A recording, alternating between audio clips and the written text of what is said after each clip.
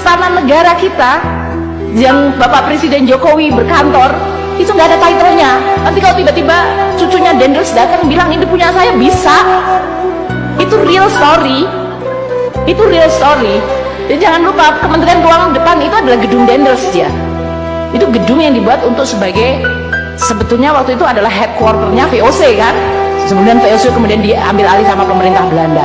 Jadi kalau kita tidak punya title, it could be banyak sekali lokasi maupun bangunan itu bisa diambil alih. Jadi waktu heroik kita melakukan tahun 2000 berapa Pak Hadianto? 2006, 2007, the whole effort kita lakukan untuk membangun barang milik negara.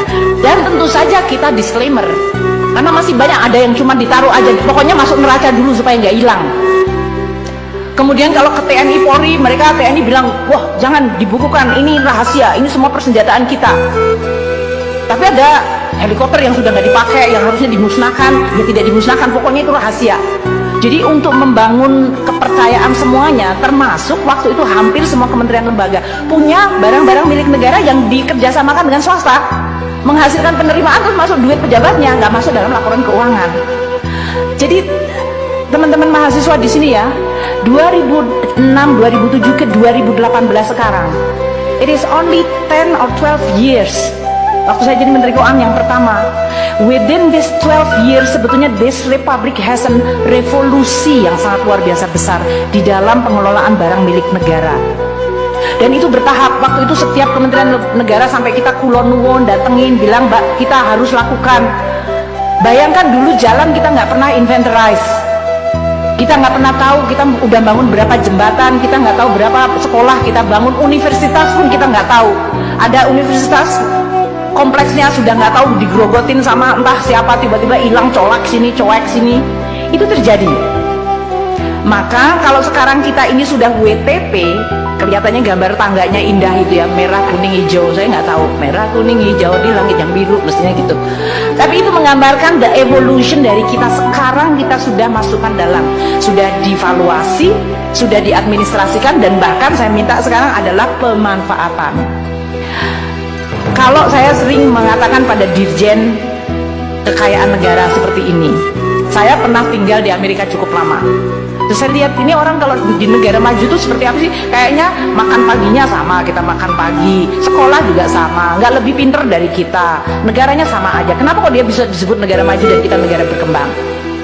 Kalau saya perhatiin sistemnya adalah mereka tuh asetnya kerja keras, orangnya kerja biasa-biasa aja.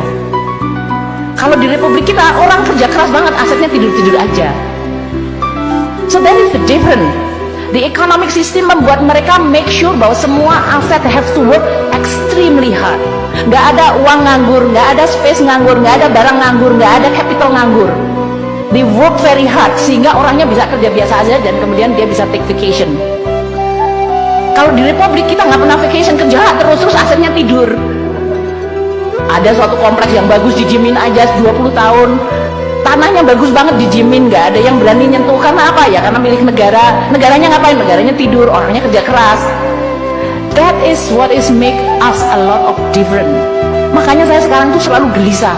Saya bilang sama Pak Isa, saya nggak peduli dan saya nggak kepingin melihat ada barang negara secuil apapun yang dia itu waste, idle, sia-sia, tidur, malas. Aset kita harus dibuat kerja keras.